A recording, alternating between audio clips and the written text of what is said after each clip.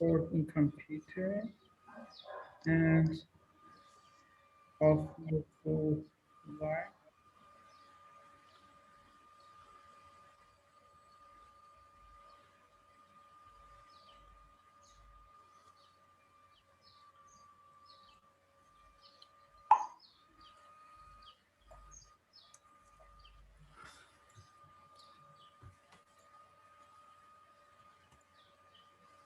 Morning, Dr. Sada.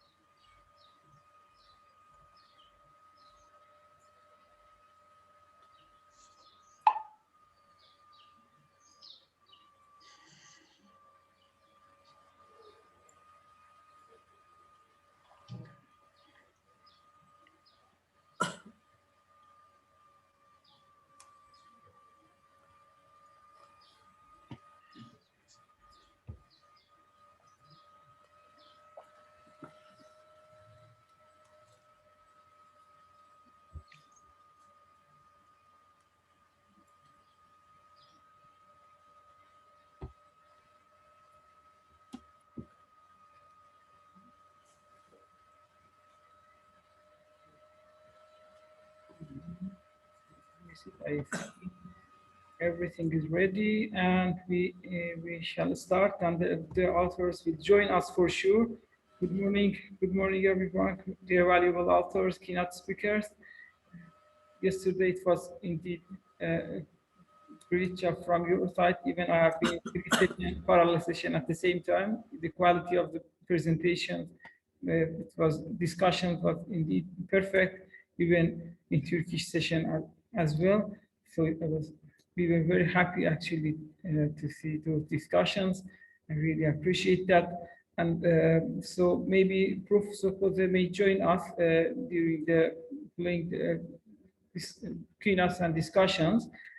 So our valuable keynote speakers also here with us, and after finishing the keynote speech that I will try to play, Dr. Roxana will take the responsibility to moderate the discussion in the roundtable. So I'm going to start now to be on time. So we shall start with, according to the program, with Dr. Hossam. I think you are going to have live, so you can play, I think, your presentation, and we shall start officially today's program. Dear, just a moment. Please, sorry, I forgot to also introduce the keynote speakers. A moment, if you give me.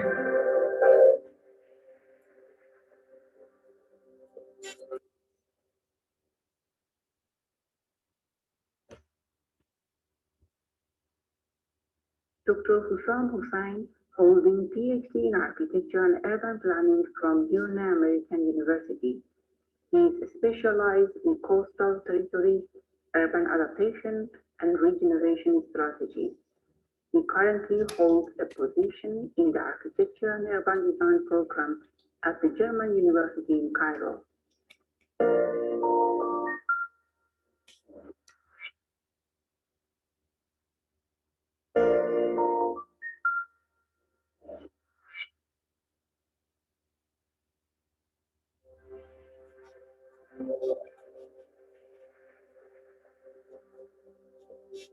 Professor Dr. Haydar Ali Biswas, holding the PhD in Electrical and Computer Engineering from the University of Porto, Portugal in 2013. He is currently affiliated with Khulna University in Bangladesh as a professor of mathematics under Science Engineering and Technology School, and he served as the head of mathematics discipline from 2015 to 2018.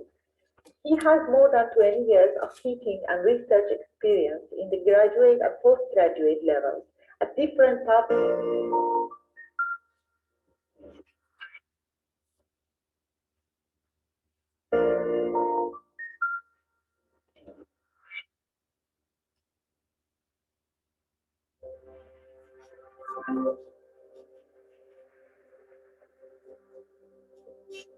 Dr. Melika Maksic-Moralic received her PhD degree in 2012 at the Faculty of Architecture, University of Belgrade.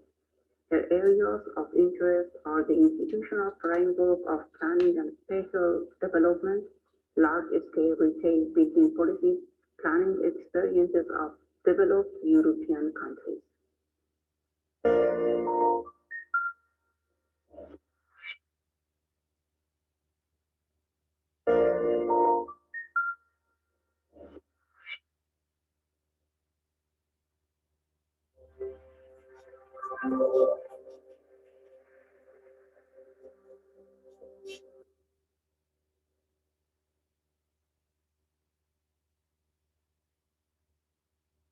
Professor Dr.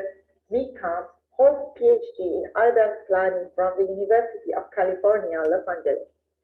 She is Vice Chairman of the Department of Geography and Resource Management, the Director of the Urban Studies Program, and Associate Director of the Institute of Future Cities at the Chinese University of Hong Kong. She is member of the Royal Town Planning Institute, a fellow of the Hong Kong Institute of Planners, and an academic advisor of the Hong Kong Institute of Urban Design. Her research interests are urban planning and governance, urban regeneration, sustainable development.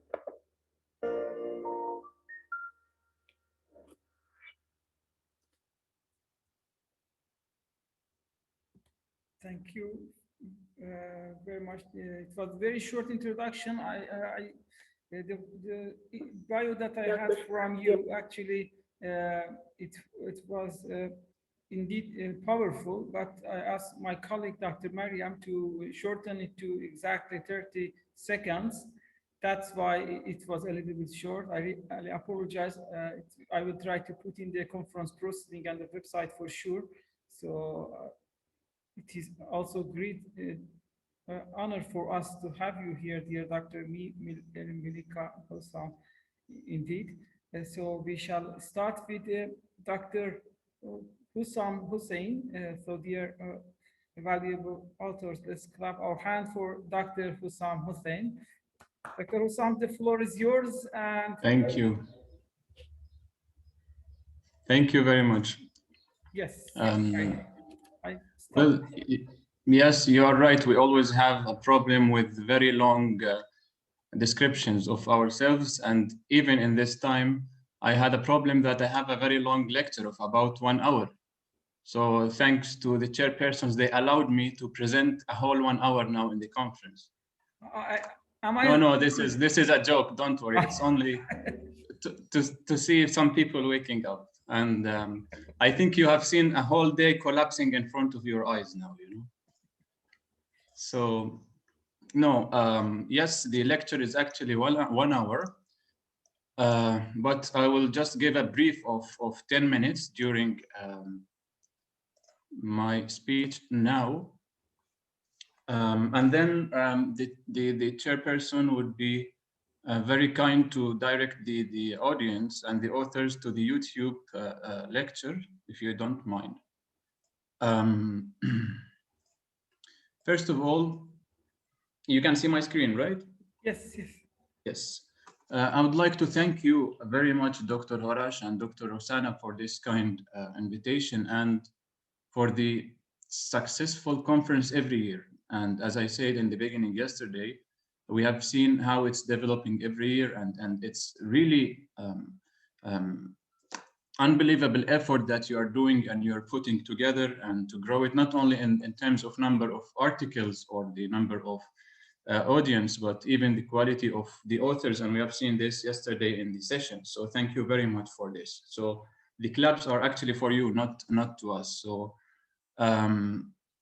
my presentation today, I will reflect on the Egyptian planning experience from different perspectives, but this time probably with transversal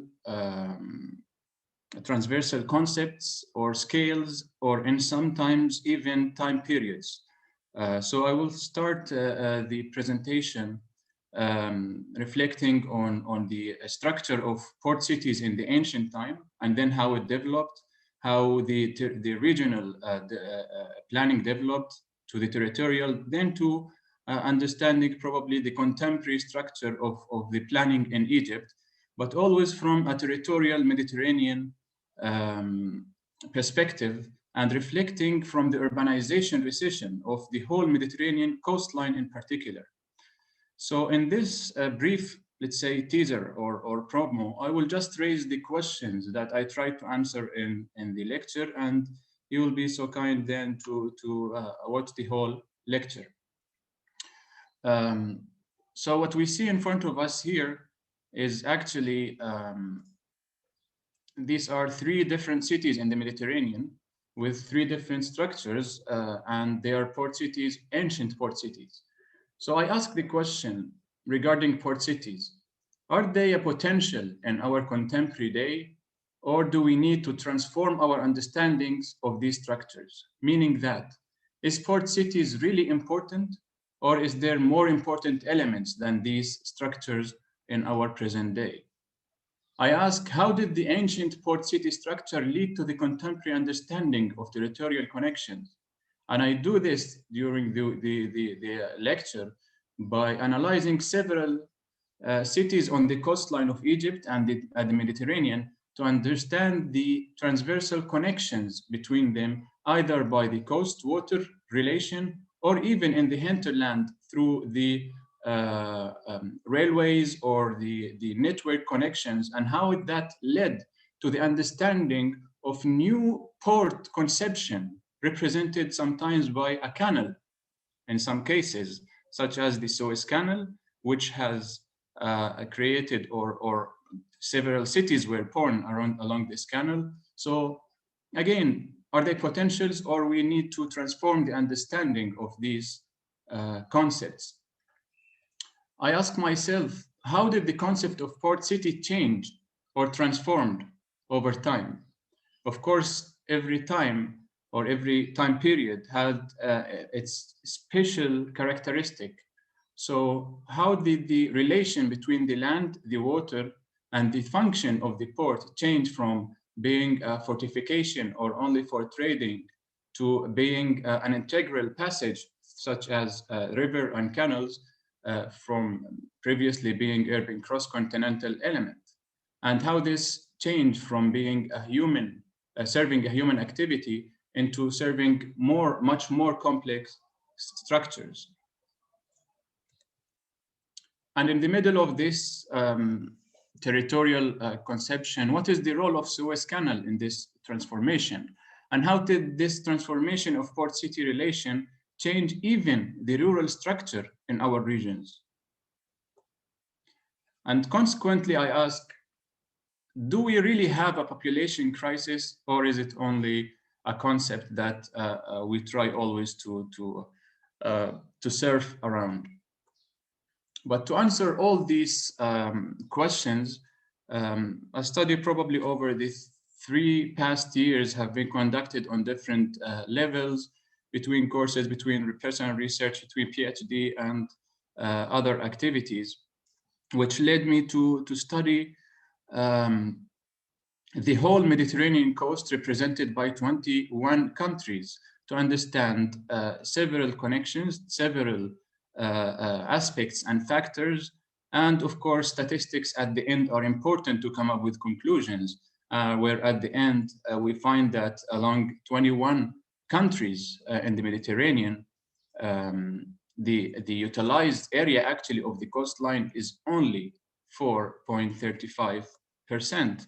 But even more to understand, not only from a perspective of a country, to understand it from a region perspective, I reflect on the northern coast of Egypt, represented by the area from Alexandria to Abu Qir, Edku, and Rashid area, and also the eastern part, represented by the Cairo and its relation to the Suez Canal, and even beyond that to the Sinai region. But even going in depth to some cities to understand the relation between water and the cities. And I present the case of Rome, the case of Split in Croatia, Alexandria, Monaco, Barcelona, Marseille, and Valencia. Of course, Genoa, Izmir, and Limassol are important cities to understand and reflect on some understanding or sometimes contradicting facts in our regions, where suddenly we find ourselves in the dilemma of putting ourselves in a box to understand the population, the densities, and the compactness as main keys to reflect on the urbanization and utilized area of the coastline, where we find at the end, throughout this study, we found that Rome, Split, and Alexandria, although they're having more population and it's more compacted, yet it's very low dense, and the utilized area is the lowest in the Mediterranean. Meanwhile, Barcelona, with lowest population, more density, more compactness, the utilized area of the coastline is relatively more. Of course, it's 17.78, for example, in Barcelona, 19 in Marseille, but relatively, it's the highest rates of the Mediterranean. So therefore, three problems were raised: the Mediterranean densities and compactness of cities, and that it's not only the coastline urbanization is the problem, but also the port-city relation is an important problem that we have to tackle. And of course, reflecting on the municipal borders, because compactness, the ratio of the compactness means that we have more people in less area. And on the other hand, if we have less compact, it means we have less people in more area. And this is the problem of municipal border. So at the end, we try to give some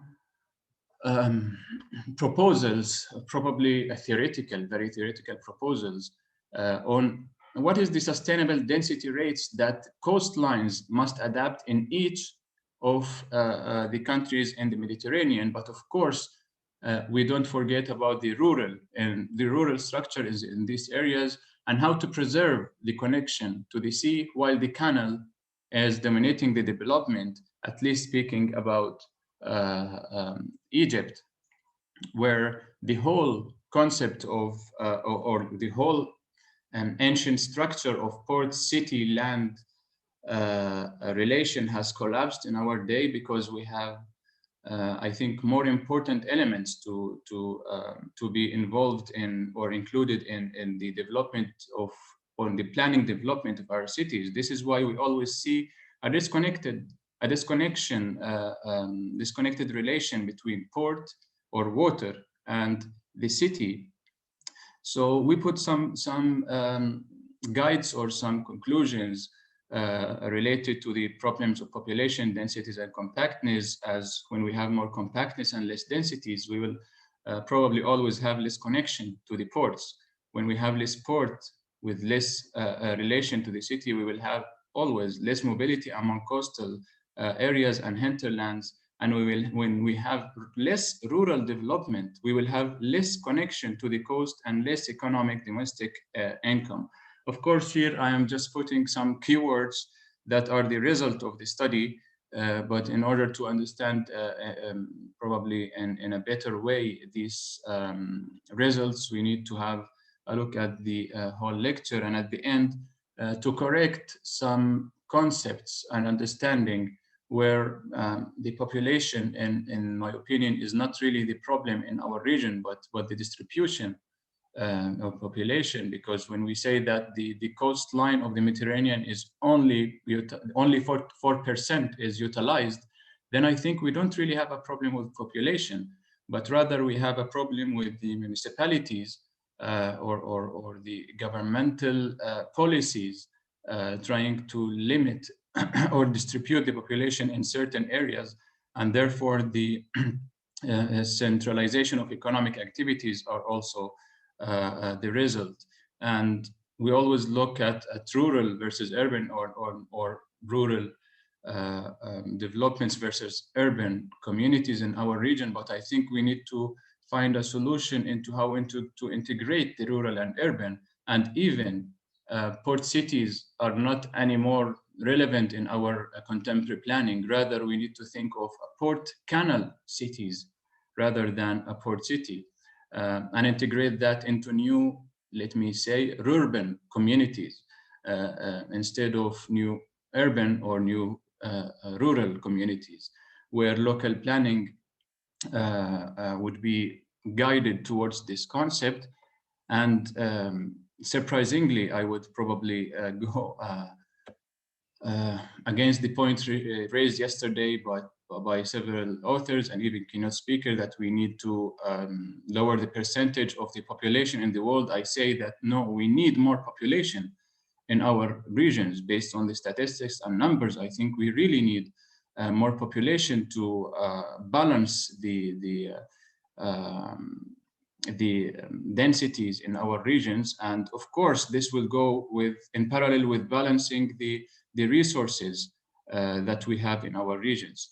And therefore, how to adapt, the final question is how to adapt all these concepts in a territorial planning vision, which is, by the way, not a dream, because it's already existing in Egypt. So if we look at the map of, or the new development of Egypt, we have about 45 new satellite cities, but they are distributed in a very, let me say, random way, if I may, if the term is correct, and in a very random way without any sort of connection among them. So probably the solution would be into how to guide them into the water, first of all, how to integrate urban and rural development, because of course the Suez Canal is giving above 12% of the GDP of Egypt, but also the rural structure or the delta is giving about 11.8 of the domestic income of Egypt. Why to ignore it? So I think we need to have a sort of connection, a model, planning model to organize the existing vision, which is, in my opinion, even somehow a successful model in Egypt through, and we can see this through the new capital, at which they are trying to stretch the population from Cairo to the Suez Canal. If the Egyptian people might know the map better, but the problem is with the other communities, new communities that are located somehow in a random way just to accommodate people, and in most cases they don't reach the target population. So the solution is by integrating hinterland and water through probably a hinterland polycenter model, and to integrate urban and rural structure as integrated, really integrated model, planning model to raise the domestic income. And of course, at the end, to revitalize all the connection between the coast and the canals on this region. Thank you very much for listening. I am sorry if I took long, but believe me, this is the shortest I can do. Thank you. Thank you very much. Dear Dr. Hussam, I really appreciated the way that you suggested analyze the Mediterranean cities.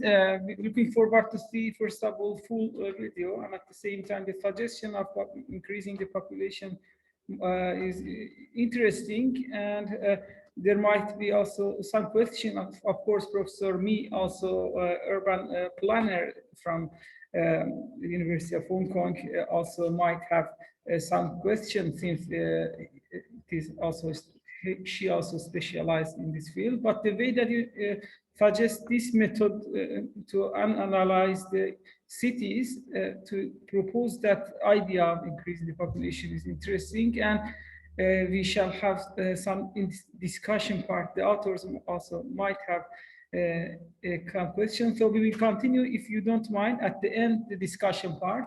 And right now, let's continue with Dr. Milika from city of Niš to deliver her keynote speech. Good morning, dear colleagues.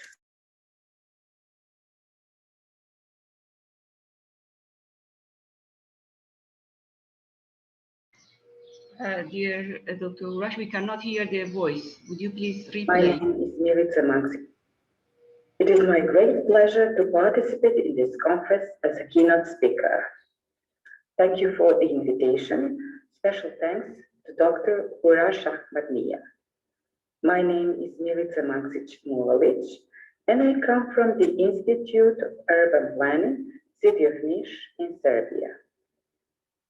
My speech connects two themes, urban planning and brownfields.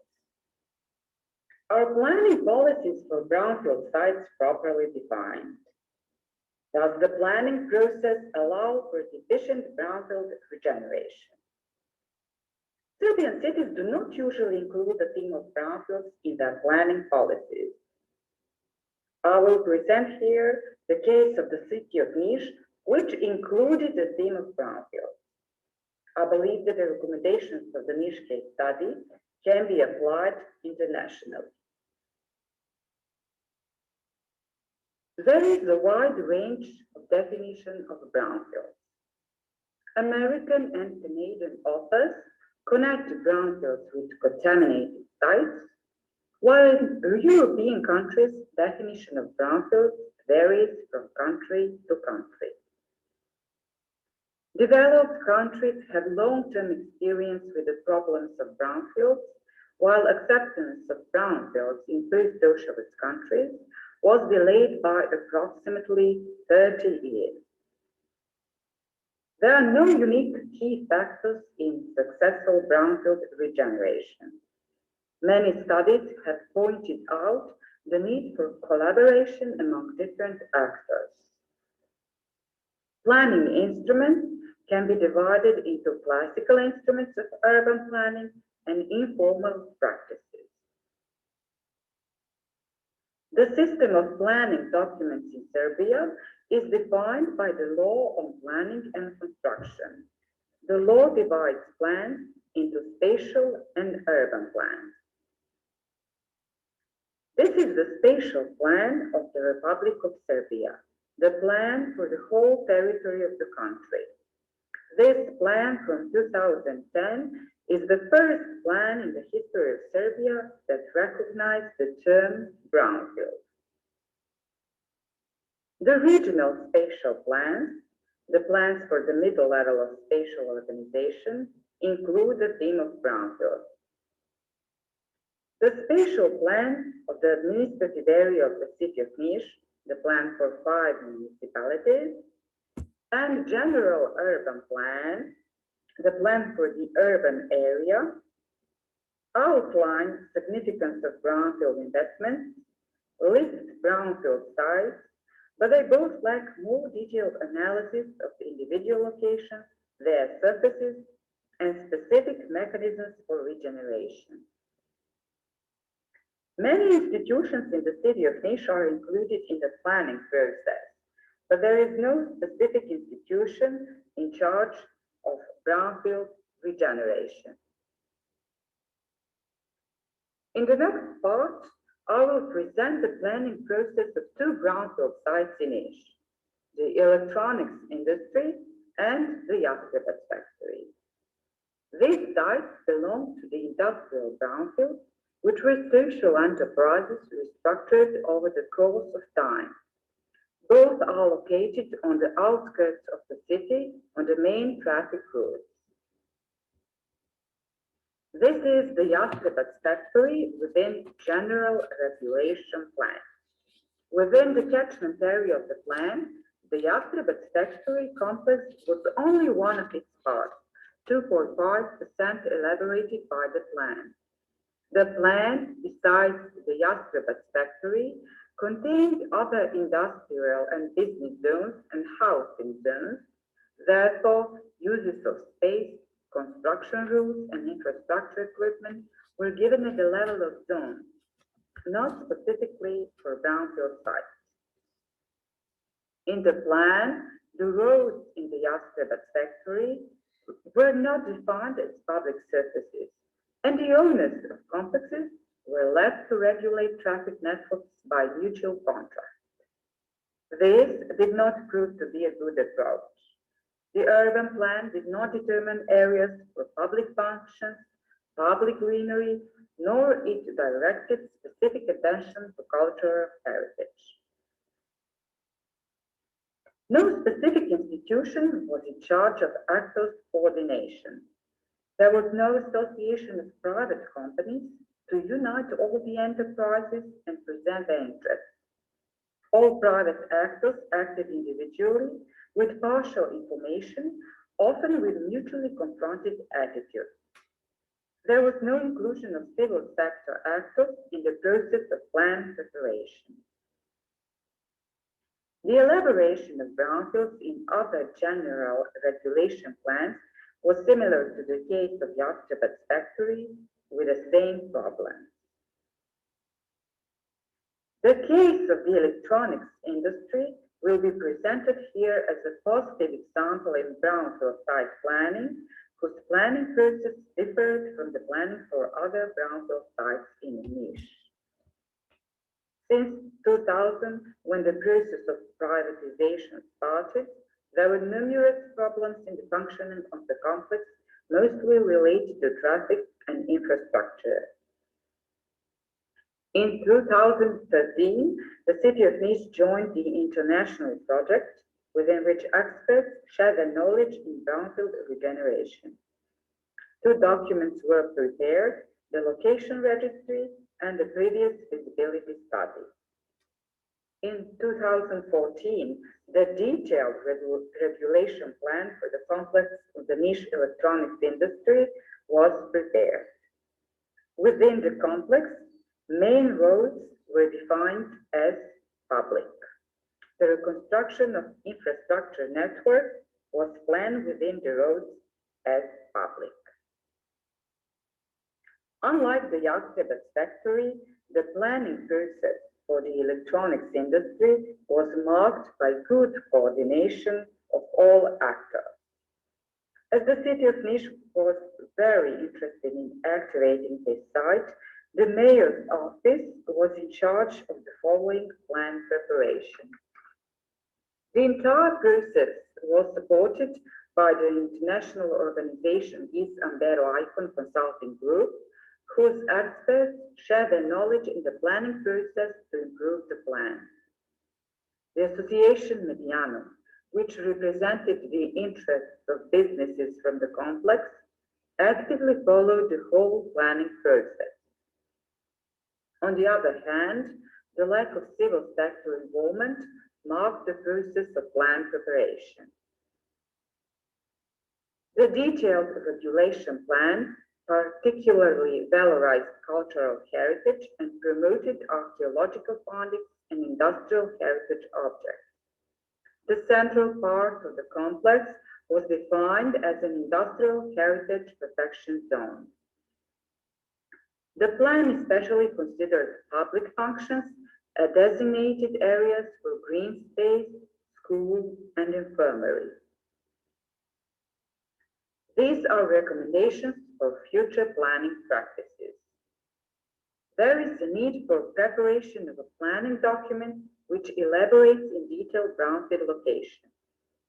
The plan should be prepared specifically for the brownfield site with detailed rules of construction.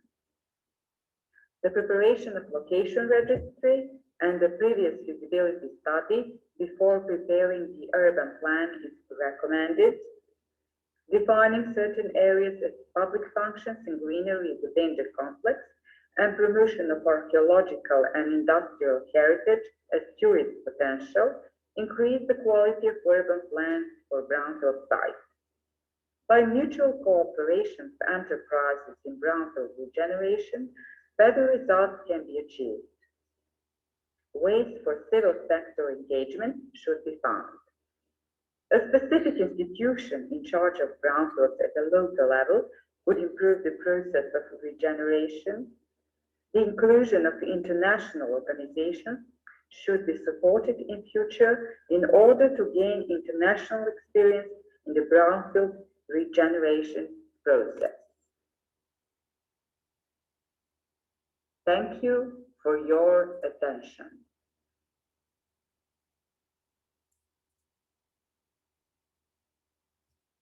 Thank you, dear Melika. The way that you suggest, I think the proposal of using the brownfield, the method would be applicable in my mind to in other cities as well. It is a good case study that we have done. I really appreciate that. We will discuss about it in the discussion part for sure.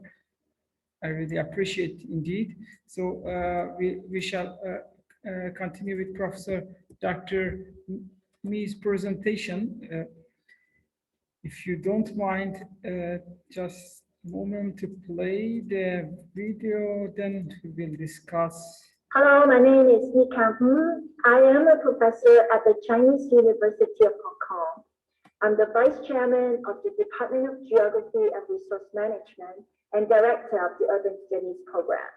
I'm also an Associate Director of the Institute of Future Cities, where I run the Center for Community and Place Governance. So I would like to welcome you to the 4th International Conference of Contemporary Affairs in Architecture and Urbanism. So while I look forward to learning from you all, I will also share in my keynote speech a topic related to urbanism. I will talk about people's rights to the development of space and place in our cities. Why is this important? It is because this will directly affect our physical, emotional, psychological, and social well-being. So I hope you will enjoy the conference, and may I wish the conference every success.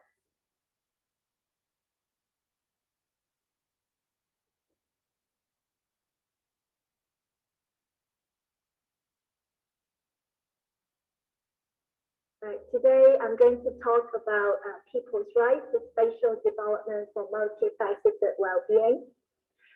It's very important for us to have the right to shape the space, that shapes us. As David Harvey argues, people's right to spatial development is the right to change ourselves by changing the city. So a right to shape spatial development is important because space enables our multifaceted well-being. And doing this will also shape our shared human dignity. So what is this human dignity?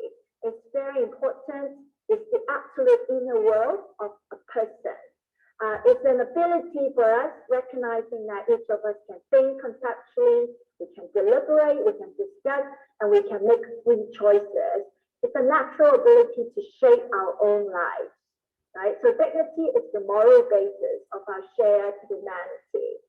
Now, for full moral respect of human dignity, we need to do this. If we understand that shaping spaces will enable our multifaceted well-being, right? So if we understand this, so we need to also make ourselves, responsible, to be responsible for other people's dignity. So that means we have to take action, although we may be limited by our time, our resources, or by competing moral demands. We have this, responsibility to have to shape the space so that other people can flourish as well, so that they can also develop their best, potential. So in other words, we do have this imperfect obligation to have the flourishing of others in order to realize our shared human dignity. So the right to spatial development, therefore, is the right to live a flourishing life with dignity, and you and I have the right and also the responsibility to shape spaces so that we can all achieve this multifaceted well-being. So this multifaceted well-being is equivalent to human flourishing, and this well-being, according to the World Health Organization, health is not just about, no disease or no infirmity. Health is actually a state of complete physical, mental, and social well-being. All right, and this is our fundamental rights. It's the fundamental human rights without any distinction of race, religion, political belief, economic, and social conditions. So I want to introduce this Spectrum Health Map. It helps us to appreciate that we all live, among ourselves in our local community, which is embedded within the bigger built environment and the natural environment, and also the global, situation. And there are different types of well-being that we need to pay attention to, like physical well-being, emotional well-being, psychological well-being, and social well-being. And for physical well-being, we understand, that we need to eat well, we need to sleep well, we need to do exercises. And how can we encourage people to do more exercises? Then we need to shape our spaces into more active spaces, like, a lot of sidewalks, improving the walkability of the place. It's also very important when we build our recreational spaces, it's going to be inclusive, that people can enjoy it with their various kinds of abilities. Another kind of well-being is what we call emotional well-being. Now, emotional well-being sometimes has to do with our human biology. Some people are born happier, cheerful. Other people seem to be more pessimistic. But if we provide a nicer environment, it will nevertheless, boost people's feeling of the place and make them happier. So this concept of biophilia, this like our affinity to nature. So the building of green settings is very important because green settings have the capacity to alleviate our mental fatigue and also restore our capacity to pay attention. So some places draw people together, and that, when they come together, they will have abilities to develop their ties and social capital. Also, places that encourage physical activity can very effectively prevent and treat depression. So settings like these just make you feel very calm, recharge your energy. Another kind of well-being is what we call psychological well-being. It has to do with our relationship with others. If we have positive relationship with others, that we can master the environment and being autonomous, we will accept ourselves more and find purpose in life and also have personal growth.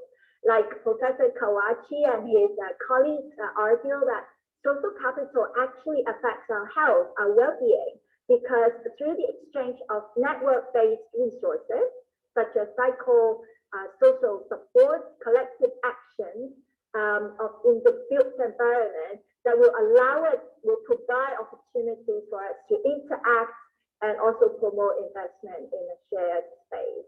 So like in spaces like this, people come together with different abilities. They can actually feel like more mastery of the environment. They can develop positive relationships and experience growth together.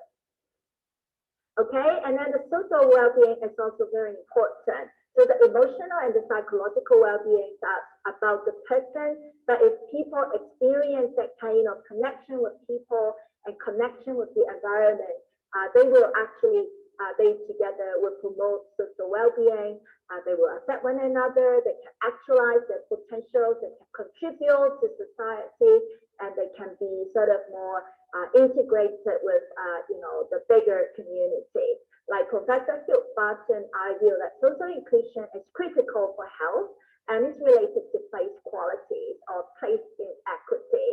So accessible, inclusive transportation, affordable housing, safe neighborhoods, these are very important ingredients in spatial development, and these will also play a very crucial role in shaping social inclusion. So therefore, health. So location, urban form, environmental characteristics are very important for good or ill.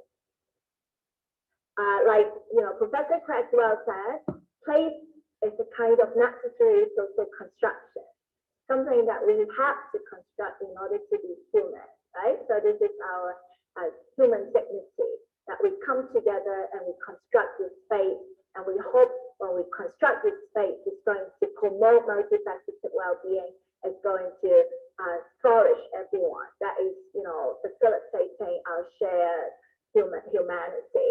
As Professor Barton argues, that there is no longer any doubt that spatial planning has a critical role to play in promoting health and well-being. Now, what are the implications when we shape spaces?